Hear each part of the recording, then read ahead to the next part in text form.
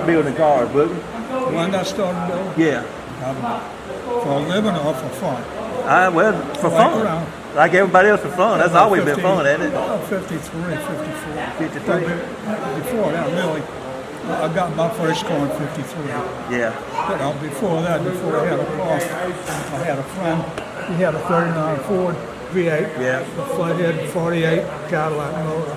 Hey. And we put that in the 39 Ford to help him do that. And then I started helping other friends. I got my car and started working on it. Yeah. My first car was a 34. It belonged to my uncle. He bought a 39 Chevrolet and gave me a 34 Ford. Yeah. That 34 Ford, that's kind of top of the food chain, isn't it, as far as cars go? Them things are pretty. It was a two-door sedan. Yeah. And then, well, after I had it for a couple of weeks, I blew up the motor. It was using a whole lot of oil.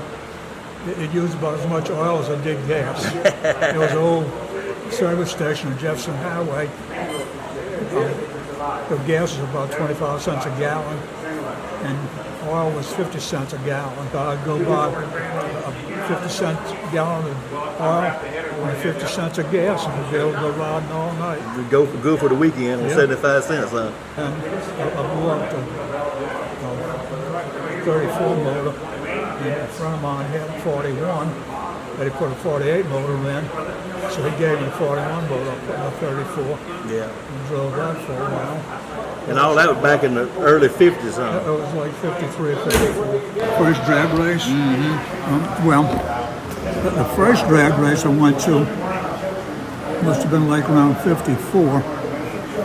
Up in Baton Rouge, they had a club in Baton Rouge. They got permission to use a street on the side of an old airport up in Baton Rouge.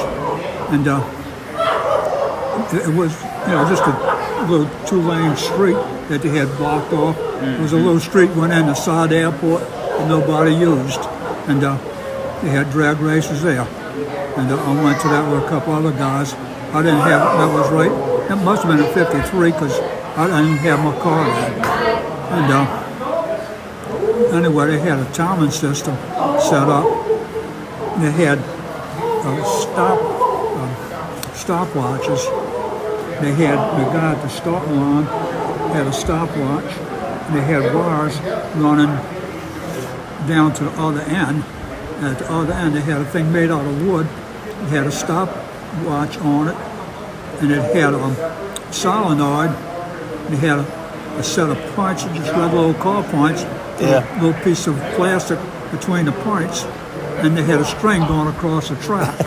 And when a car would hit the string and pull the thing out the points, the solenoid would punch a stop clock, and stop it. But I guess it worked, though, did it? the guy at the starting line, when the cars would leave, he'd push the button to start the clock, and then the car would hit the string on the other end.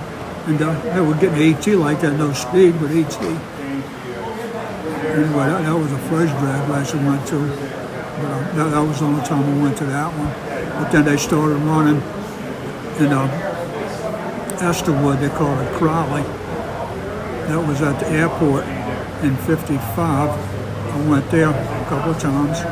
And in 56, we put a car together. A friend of mine, Willie Aber, had a 36 Ford.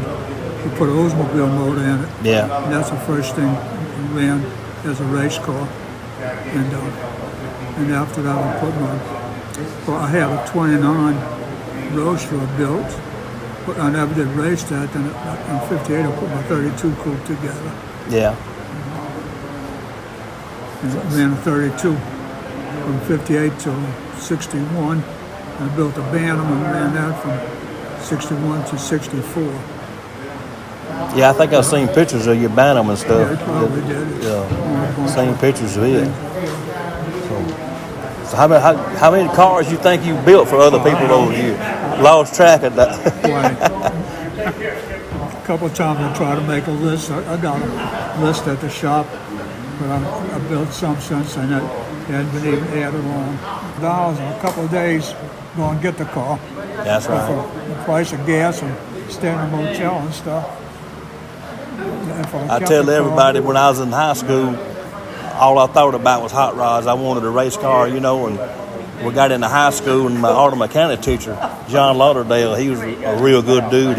He was an old racer too, and he stayed on me. He said, "You want to race cars, son? Go to school, get out of school, get you a job, and go get Boogie Scott to build you a rear engine dragster." So that's what I did. I did just what my mechanic teacher told me. I got a job. I went to work on the railroad. I started saving money, and I sold a couple of my hot rods. And I guess in '83, I went down, and Boogie had started on a dragster for another fella. Anyway, they give up on it, and I bought it at about a third of the way finished. And got it from there. Anyway, I remember bringing it home September the 1st, 1983.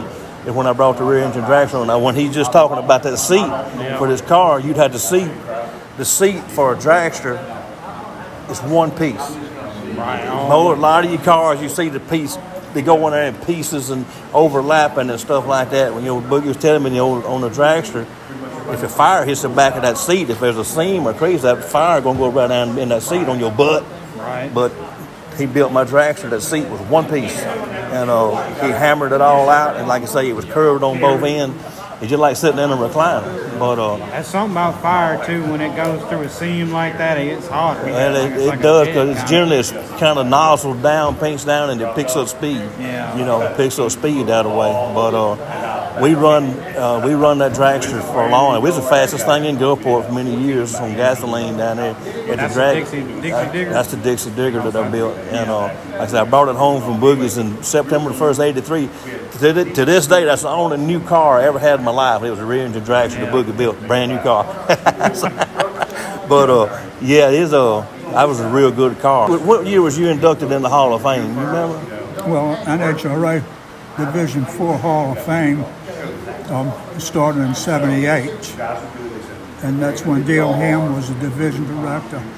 He called me one day, wanted to know if I was going to the Division 4 banquet, and he said that I was one of them.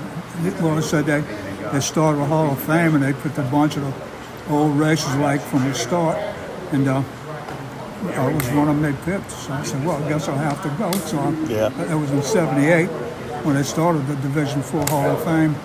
And then in '95, I think it was, the guy that used to own the Green Valley drag strip, he sold the old Green Valley drag strip. He divided the profit, and he made a fortune off of it, just, like subdivision and stuff. And he wanted to give something back to the Hall of Fame members. And his son-in-law, I think it was, worked for a company that made Super Bowl rings. And he suggested giving rings to all of the Hall of Fame members. So in '95, they sent me a letter wanting to know if I wanted a Hall of Fame ring. They said, come to the banquet, and they want to know what size ring I wear. I didn't know anything about rings. I went to Walmart and got them to see what size ring I wear. And I told them what size ring, and I had to go. The only way you could get the ring was to go to the banquet. So I went to the banquet, and there was a bunch of us that were original Hall of Fame members that got rings.